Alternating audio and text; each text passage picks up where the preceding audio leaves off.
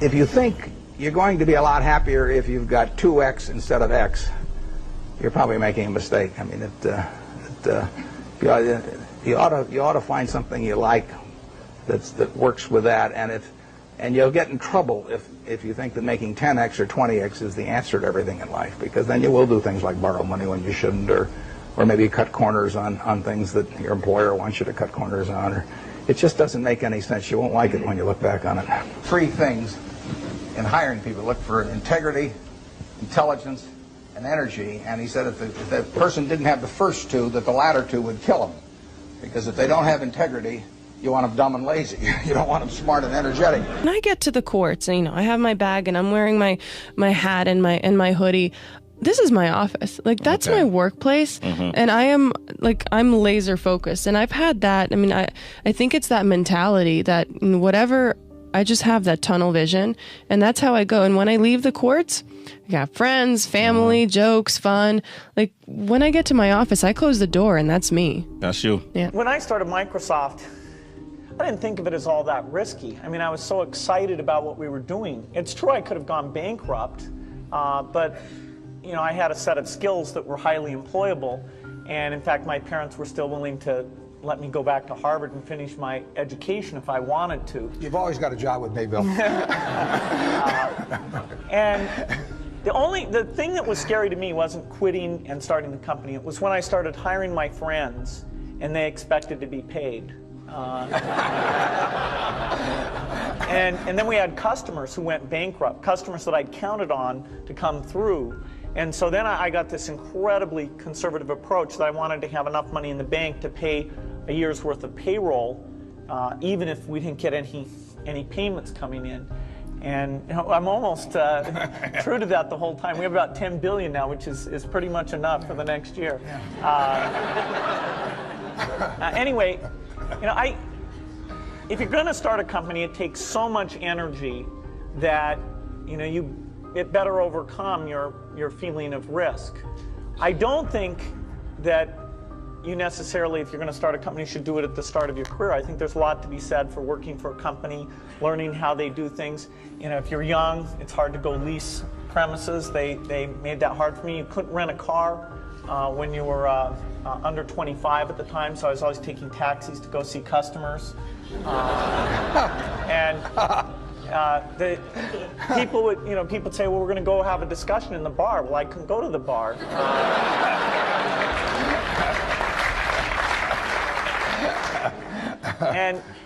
But that's fun, because I'll tell you, when people are first skeptical and they think, oh, this kid doesn't know anything, then when you show them you've really got a good product and you know something, they actually tend to go overboard and they think, whoa, they know a lot.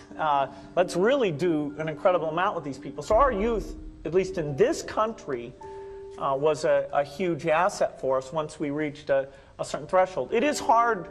It's hard to hire older people because they'll be a little bit conservative about whether they should come and take the risk. And it took 3 or 4 years before we could go out into the normal sort of employment pool. But those problems that come with starting a firm, you better think of those as part of the pleasure, part of the challenge that is part of the excitement. It's in my head 24/7. There's nothing else I can think. I don't think about nothing else. If and that's it. I'm just curiously fascinated with it, and I can't stop thinking about it. Everything I do in my life is related to this. I don't do nothing else if it's not got to do with fighting. You know what I mean? And that is why. You know what I mean? To be true. Is that nearly... all you've got to do is show up. Is that not unhealthy? I don't know. Do I look unhealthy? Take a look at this physique. I'm in phenomenal shape, in body and mind. To me, what's unhealthy is living an unhealthy life. To me, what's unhealthy is getting up and going through the same day every day of your life, 9 to 5, in an office or in a... You know what I mean? That's unhealthy. That beats your mind. I don't work. I love what I do, and that's why I'm doing what I love. You know what I mean? That's why it's become a career for me, because I love it. I love what I do. So I don't think it's unhealthy. I feel good in my mind. I mean, it's my life. Performing under pressure, whether it's me or anybody else, is the same. I have the same pressures as anyone else. There's time, there's performance, there's financial. I mean, there's deadlines. My pressures are not unique. The situations may be different, or but everybody has the same kinds of pressures. But what I found, or what I find fascinating, is the interpretation of the stimuli. Let me explain. So I was watching the Olympics, this last Summer Olympics, and I was amazed at how bad the questions were that the reporters would ask all the athletes. And almost always, they asked the same question, whether they were about to compete or after they competed. Were you nervous, right? And to a T, all the athletes went, no, right? And what I realized is it's not that they're not nervous, it's their interpretation of what's happening in their bodies. I mean, what happens when you're nervous, right? Your heart rate starts to go, you sort of get a little tense, you get a little sweaty, right? You have expectation of what's coming, and we interpret that as, I'm nervous. Now, what's the interpretation of excited?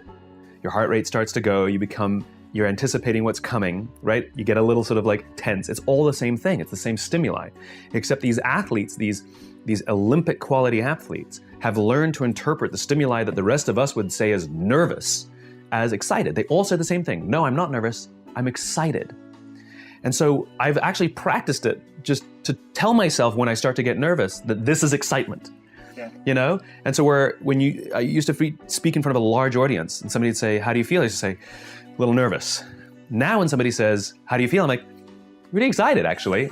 And it came from just sort of telling myself, no, this is excitement. And it becomes a little bit automatic later on.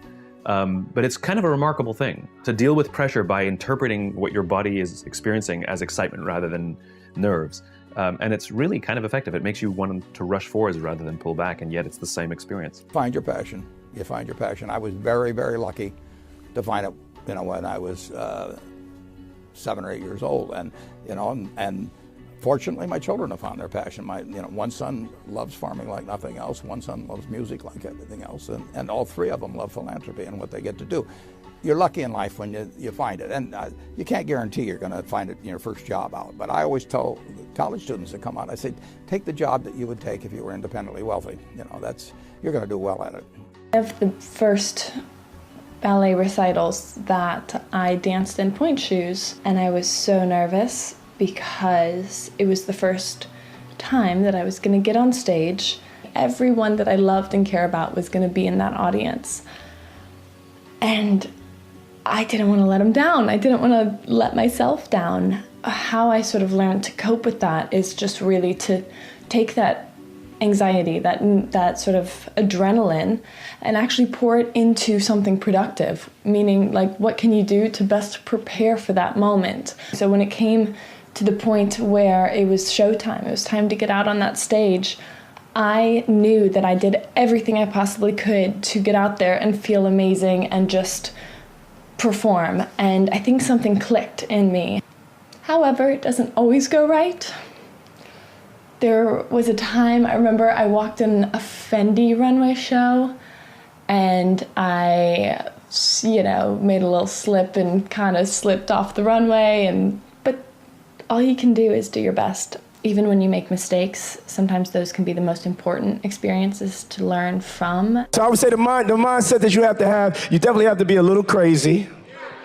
Your faith and your belief has to be crazy.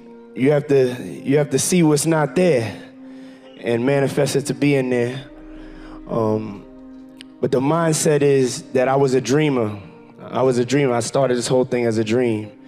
And then the day that I turned into the combination of a dreamer and a realist, that's when I started to really go, And that's saying, like, don't be afraid to close your eyes and dream, but then open your eyes and see the reality of what it's going to take for you guys to be successful. That mindset, that relentlessness, that craziness,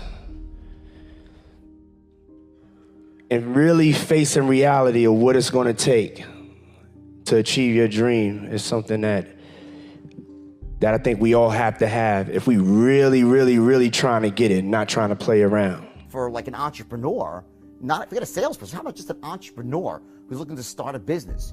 Well, if you can't sell, if you can't influence, if you can't persuade, good luck trying to get your business off the ground. I'm not talking about just your customers. I'm talking about the bankers, the people with venture capitalists, your vendors, your credit card processor, the people who work for you. How do you get people to work for you excited? How do you get them excited? How do you get them to want to buy into your vision? At the highest level, what sales really is the transference of emotion.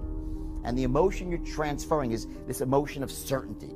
That someone feels certain, yeah, it's a good thing, it's going to help me, it's going to fill my need. When you're an entrepreneur and you're trying to start a business and you're recruiting people, well, you're selling people on your vision for the future, your vision for this company. If you can't do that, good luck trying to get great people to work for you. It's nearly impossible, which is why you always see, the people, if they say, oh, he's a visionary.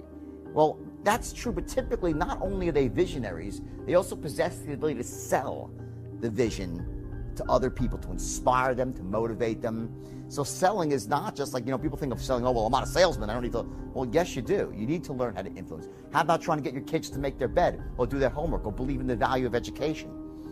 How about trying to get a landlord to give you a reduction on your rent or to extend the lease the way you want? How about trying to negotiate terms? You understand, it cuts to everything.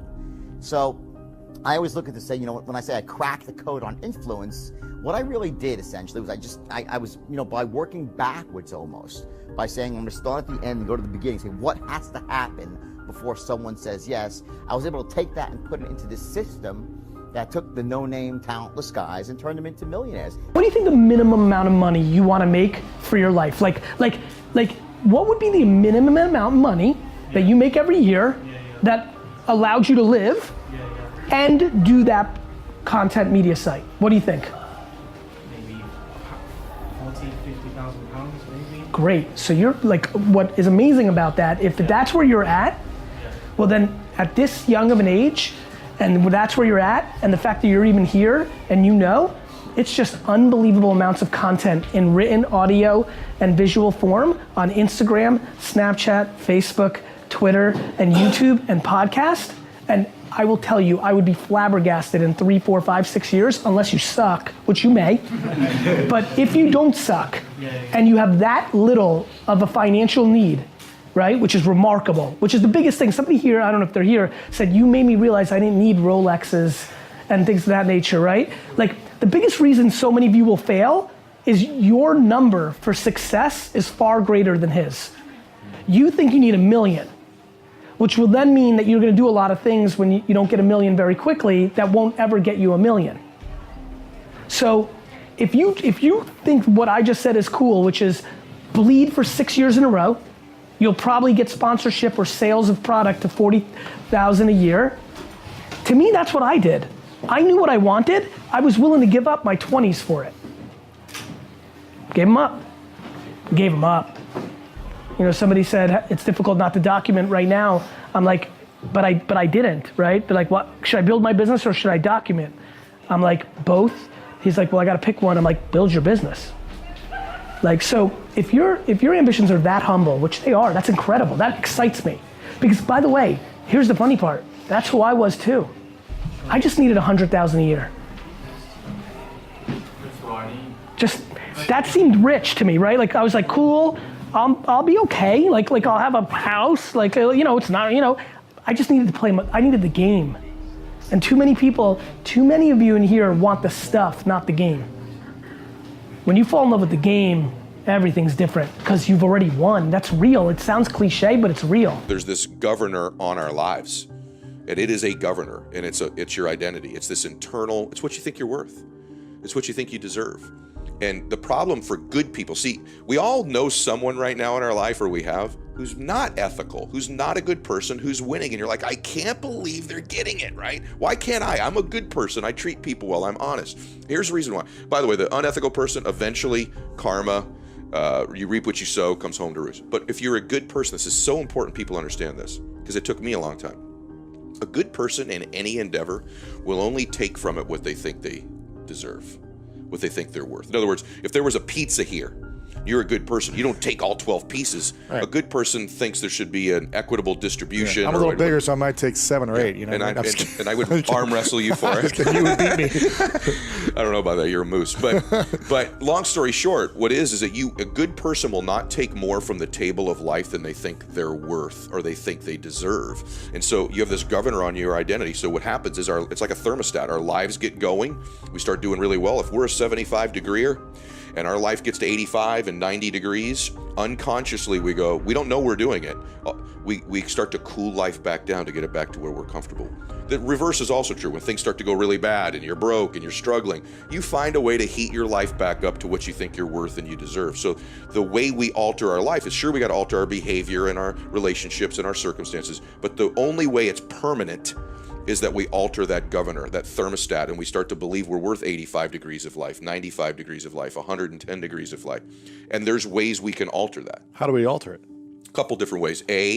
One is what you just said, is that you put yourself in circumstances that are demanding of you past what you think your capacity is, and when you succeed at them, you build a new water line. You do. You throw yourself out there past where you're comfortable, and you do an 85 degrees behavior, and you knock it out of the park, and you go, oh, your brain starts to believe it. Repetitiously, when you start doing that, you build a new line. Now you're 85 degrees. That's number one. The second way, though, is association.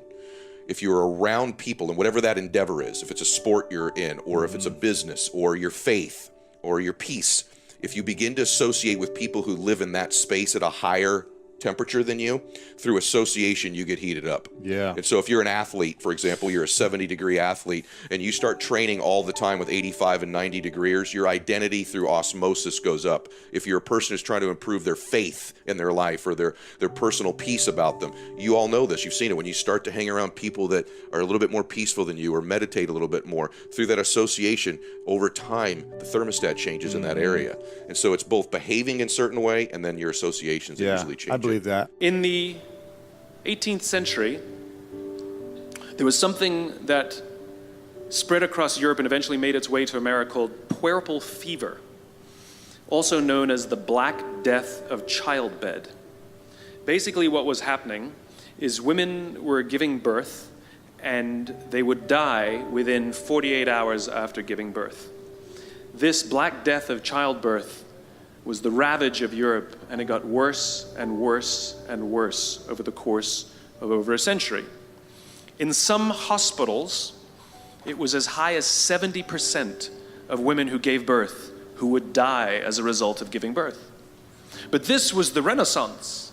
This was the time of empirical data and science, and we had thrown away things like tradition and mysticism. These were men of science, these were doctors. And these doctors and men of science wanted to study and try and find the reason for this Black Death of childbed, and so they got to work studying, and they would study the corpses of the women who had died. And in the morning they would conduct autopsies, and then in the afternoon they would go and deliver babies and finish their rounds. And it wasn't until somewhere in the mid-1800s that Dr. Oliver Wendell Holmes, father of Supreme Court Justice Oliver Wendell Holmes, realized that all of these doctors who were conducting autopsies in the morning weren't washing their hands before they delivered babies in the afternoon. And he pointed it out and said, guys, you're the problem. And they ignored him and called him crazy for 30 years. Until finally somebody realized that if they simply washed their hands, it would go away. And that's exactly what happened. When they started sterilizing their instruments and washing their hands, the Black Death of childbed disappeared. My point is, the lesson here is, sometimes you're the problem. We've seen this happen all too recently with our new men of science and empirical studiers and these men of finance who are smarter than the rest of us until the thing collapsed. And they blamed everything else except themselves. And my point is take accountability for your actions. You can take all the credit in the world for the things that you do right, as long as you also take responsibility for the things you do wrong. It must be a balanced equation. You don't get it one way and not the other. You get to take credit when you also take accountability. It never bothered me if people disagreed with what I thought, as long as I felt I knew the facts. I mean, there's a whole bunch of things I don't know a thing about. I just stay away from those. So I stay within what I call my circle of competence. You know, Tom Watson said it best. He said, I'm no genius, but I'm smart in spots, and I stay around those spots. Well, I try and stay around those spots, and I just don't have a problem if somebody says, you're wrong on something. I go back and look at the facts, and I think that really is much more important, frankly, than having a few points of IQ or having an extra course or two in school or anything of the sort. You need emotional stability.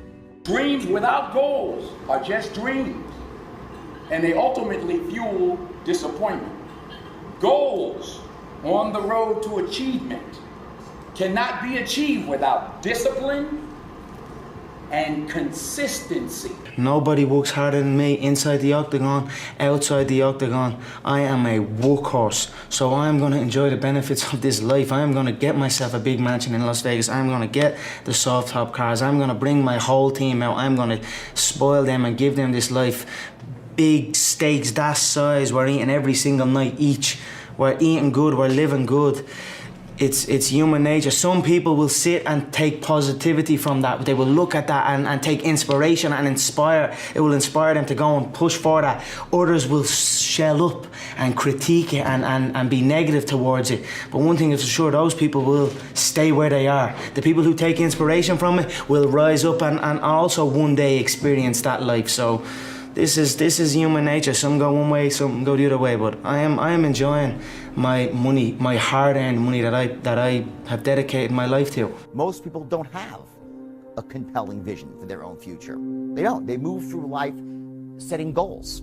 And goals have no power. We're at this point, goals had power in 1959 when Earl Nightingale came with this idea of goal setting, and everyone's like, wow, I'm a goal-oriented person. And that was great. And it worked for like 20 years. Everyone set goals and they got results. But then all of a sudden, you set goals, and sometimes you hit them, sometimes you don't. Most times you don't. Okay, and that's okay. But goals almost became like a synonym for like, oh, I'm going to set a goal and who gives a shit what really happens afterwards. And it almost is synonymous with failure now, goal setting. There's something above, and I believe in setting goals, but there's got to be something above your goals. And that's your vision for the future. And it's not just about, it doesn't have like an ending point. It's about the world being a certain way.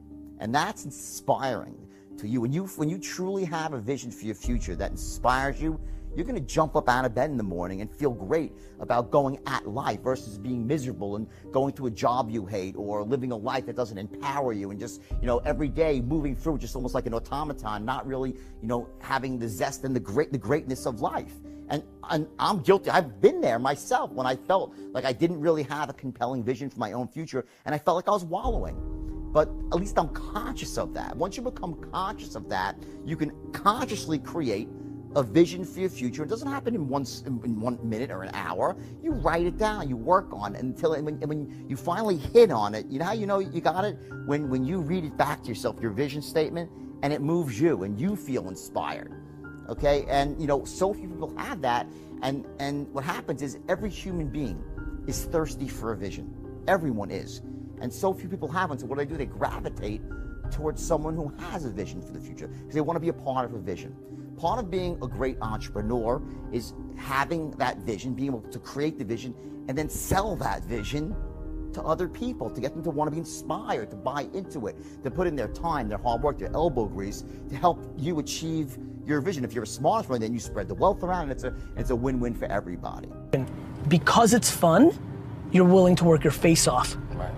And working your face off is actually the gateway. It's not the fun. The fun is the doorway that gets you to put in the work, that gets you the results.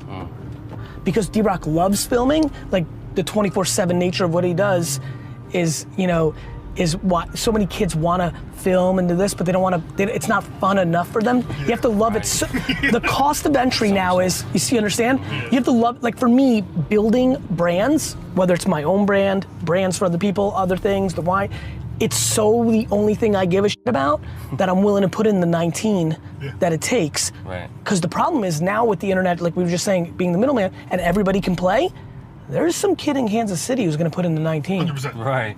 Might have put in 20. And I don't want any of you little to take my Now what's amazing is though, the biggest thing I didn't know is that's some fun, but there's so much that all those little that are gonna put in the 19 are gonna get theirs too, and that makes me happy. Yeah. So I would say fun's a great gateway to, fun is the precursor to ridiculous amount of work, which then gets you there. Yeah. Right? Yeah.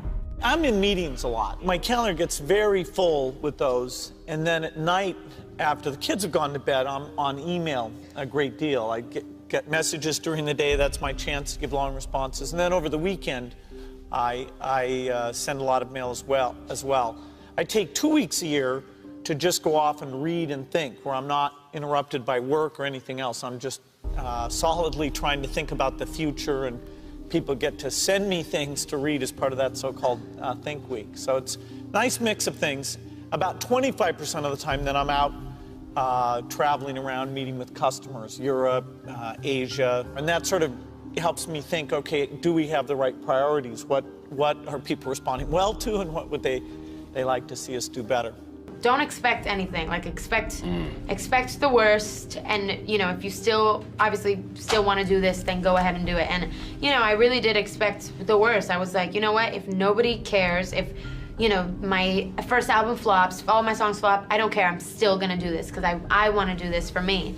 And so I was perfectly ready for none of it to happen. And you know, so it's the fact that, you know, people connected to Havana and that people are connecting to Never Be the Same, and people are just connecting to my music is super, it's like the best feeling ever. We took a lot of pride in trailblazing and how the game was played back at that time through, we would intimidate teams and we would want to dominate teams, but also too, we also had the thought process that a team was never going to outwork us. We're going to be the hardest working team in the country. The secret code for everybody is keep your dream alive, because it might come true someday. This is what the secret. What kills great businesses, if you look at, I do believe in looking at history, and I like to study failure, actually. And my partner says, all I want to know is where I'll die, so I'll never go there. And we want to see what has caused businesses to go bad. And the biggest thing that kills them is complacency. I mean, you want a restlessness, a feeling that, you know, that somebody's always after you, but you're going to stay ahead of them. You always want to be on the move. And when you've got a great business, you know, like Coca-Cola, which is, there aren't any like Coca-Cola, but you really, the danger would always be that you rest on your laurels. But I see none of that, obviously, at Coca-Cola. But that is the key, to compete the same way when you've got 1.8 billion servings being sold daily as when you were selling, you know, 10 a day. And that restlessness, that belief that tomorrow's more exciting than today, you know, you just have to have it permeate the organization. I mean, I had to. I wanted to be open about it, as I'd been from the very beginning. It was, from an athlete's perspective, it was one of the toughest things that I had to go through. And I feel like sharing that feeling that I had and the vulnerability that I had to carry myself with. And for someone that's so strong and like mentally tough and have always, I mean, at 6'2", like, you know, passionate about what she does, it felt really small for one of the first few times in my life where I didn't want to write. I didn't want to continue writing the book. It took a long time to put those words onto paper. And I felt that was important. It's part of my journey. It's part of the reason why my book is called Unstoppable, because I've had this mentality from a very young age that no matter what is thrown at you, there's going to be roadblocks and you have to overcome them, and you can. Most people have a belief about what their real potential is no matter what you tell them. And that affects how much action they take. And of course that affects the result. And then ironically, that result reinforces their belief. And then that belief affects it. So I'll give you an example. Let's say a person has unlimited potential, we all agree. But they take little action, little results. Why? Because they have to start with a problem with their belief. They don't believe it's really going to happen for me. Maybe for Frank Kearns because he's got the cool hair and stuff, or maybe it's for you because you're so driven, but it's not me. Maybe Tony Robbins because he's a freak, got these big teeth. Whatever their thought process is, right? They got this thing, right? But what happens is, if you believe that there's very little potential, how much action are you going to take? Nothing, little. And when you take little potential with a little action, what kind of results do you get? Lousy little results. And when you get little results, what does that do to your belief? You go, see, I told you this was a waste of time, told you this wouldn't work. And then what happens? You tap even less potential. You take even less action. You get even worse results, and your belief gets even weaker.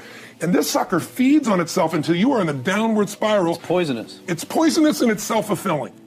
Now, what if something could happen that could come along and fill you with a sense of absolute certainty? Not like I believe, but where you know. In you guys' case, mine as well, we knew because we had to. Because we burned the boats. There was no other option. We had to find a way. We weren't going to live that way. We all did it in different ways and for different reasons, but in essence, that was it. If you get yourself in a state of certainty that this is going to work, I'm going to find a way, and if this doesn't work, I will make the way, then you tap a lot more potential. And when you're certain in your potential, you take massive action. When you take massive action, you really believe in something, you get great results. When you get great results, your brain goes, see, I told you I was a stud. I told you this thing would work out. Now you're even stronger. You tap more potential, take greater action, greater results. That's how you went from $300 in a week to $2,500 in 5 days to $100,000 in a month to $1 million in a day. Same thing with you. And we get momentum. That's why the rich get richer and the poor get poorer. Now some people go out and they go, well, I'm going to take a bunch of action. All right, I'm going to open this product. I'm going to try it. And they'll say to you, I even did it. But it's like a salesman who goes and knocks on the door, and he knocks on 100 doors and says, you don't want one of these, do you? Yeah, exactly right. And even if he doesn't say it verbally, his face says it because he doesn't believe it's going to work. So his voice, his body, the execution is so weak. Maybe if he talks to 100 people, somebody's going to buy out of pity. They don't want his kids to starve, right? But he's not going to get the result. So the core difference in people is how do you produce certainty when the world isn't giving it to you? You go out and you try. In your case, you're $100,000 in debt and nothing's working. How do you keep yourself going? The way you did it, the way I did it, the way you're doing it, we may not have done it consciously, is we didn't change our potential. That was there. And it wasn't even taking more action. Taking more action with a belief it's not going to work, it's not going to change anything. We got results in our head that made us feel certain as if it had already happened. It's all in the mindset. When you get up in the morning, you do what you normally do. I would eventually say a lot of you here probably turn on your cell phones, your computers, and what's the latest email, what's the latest text that comes in? You start your day off like that. That's your mindset. Try this. Get up in the morning, do whatever you have to do. Don't turn the computer on. Don't turn the TV on. Go right back to bed again. Either lay there or sit there and just bring the universe to you. Here's how you do it. You just be. It's virtually impossible when you first do it because 1,000 thoughts come through your head. We're human beings. So what you do is you're sitting in bed, look at the wall, look at the off TV set, look at the ceiling, look at the door, look at something in the room that gets your attention, and just look at it and just be for a couple of minutes. Not 10 minutes, not 20 minutes, not 2 days, just be. When your mind wanders, find another spot in the room to look at so you're back in present time, even for a couple of minutes. Now go about your day. Don't think about what you're going to do. For that split few minutes, you're now becoming part of a universe, which is also part of global thinking. Only one way to get rich, and that's quick. That's not a get-rich-quick scheme, though. Because the world's too expensive to get rich slowly. But what I mean by getting rich quick is that there are certain things you have to know on the inner game of wealth, how you manage your emotional state, your beliefs, your standards, your focus, and in the outer game, entrepreneurship, sales, marketing, how to develop multiple streams of income.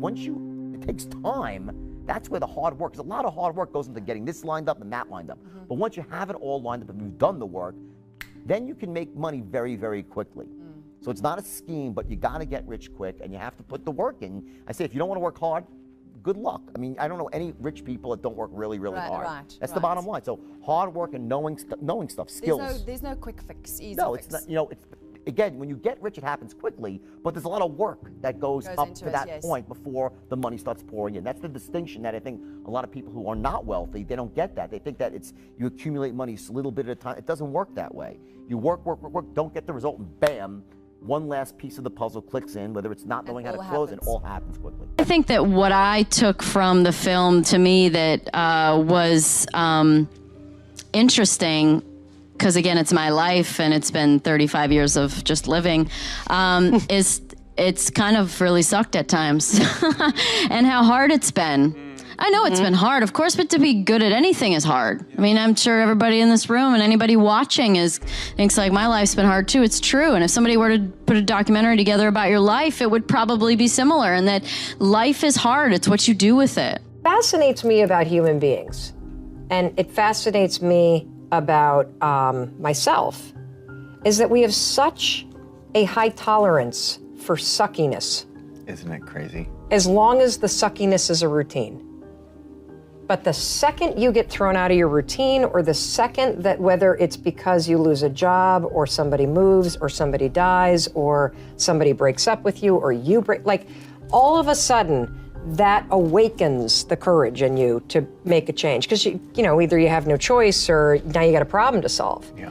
But fighting that inertia of life is the most difficult thing in the world. I ended up getting a job with a law firm because it was the path of least resistance. In Boston. In Boston. I hated it because I went from being in the courtroom to writing briefs all day. Got it. And luckily I got pregnant with our first daughter, who just is starting college, which makes me feel so ancient. I just want to like punch myself in the face that I have a 18-year-old freshman in college. Congratulations.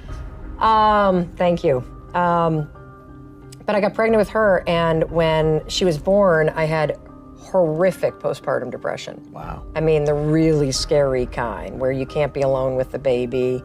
You're on crazy meds that turn you, not the kind you take recreationally. Yeah. Like, these are the kind that like turn you into a zombie. And it was a really scary thing. And I when I kind of came out of the 8-week trance of that, I looked up at Chris and said, I've made a decision. And he said, okay, what would that be? And I said, I don't ever want to answer the question, what do you do for a living? With the response, I'm a lawyer. And he said, okay. You realize we've just bought this house and we have a kid and we have bills to pay. And he said, so here's the deal. You've got exactly 4 weeks before your maternity leave is over. You need to make $60,000. I don't care what you do for a living. That's your problem. Go solve it. And the night before I was supposed to, so I networked like a crazy person. Because again, if you're a human being with a problem, you'll solve it. Yeah. And so if it matters enough to you. And so I got a job, and this was the first .com boom in Boston. I got a job the night before I was supposed to go back. The best piece of advice that I was given when I started my modeling career was make sure that you okay, so there was a lot of things that were given to me because, you know, everybody likes to give you advice. One thing that stayed with me is you're as good as your last job. And so every job I treated as if it were my last job. And I think that that kind of gave me a reputation of hardworking, ready to do whatever it takes to get this shot. And I think that that's very important in any industry. That who I am is not only what I have, but who I am is what I do, what I accomplish. And so we spend a big hunk of our lives believing that the way that we become, quote, successful, happy, fulfilled, self-actualized, whatever it might be, is on the basis of what I accomplish, what my resume looks like, how many promotions I get. And so we send our children off to school and we ask them to learn to identify themselves on how much they get and what they accomplish. Your grades become more important than what it is that you are studying. What you own, what clothes you wear, what labels you have, and so on. And we become obsessed with this kind of absurdity. And this is the false self at work. I spoke at an education summit for Microsoft. I also spoke at an education summit for Apple. At the education summit for Microsoft, I would say that 70% of the executives spent about 70% of their presentations talking about how to beat Apple. At the Apple Education Summit, 100% of the executives spent 100% of their presentations talking about how to help teachers teach and how to help students learn. One is playing this way, and one is playing that way. One is playing finite, and the other one is playing infinite. Guess which one gets frustrated. So at the end of my talk at Microsoft, they gave me a gift. They gave me the new Zune when it was a thing. And let me tell you, this thing was spectacular. It was the most elegant piece of technology I'd ever used. The user interface was incredible. The design was spectacular. I absolutely loved it. It was easy to use, and it was bright and gorgeous and fantastic. It didn't work on iTunes, which is a different problem, so I couldn't use it, but it was amazing. And elegant. My God, it was elegant. So I'm sitting in the back of a taxi with a very senior Apple executive, sort of employee number 12 kind of guy. And, you know, I like to stir pots. So I turned to him, I said, you know, Microsoft gave me their new Zune. And it is so much better than your iPod Touch. And he turned to me and he said, I have no doubt. Conversation over.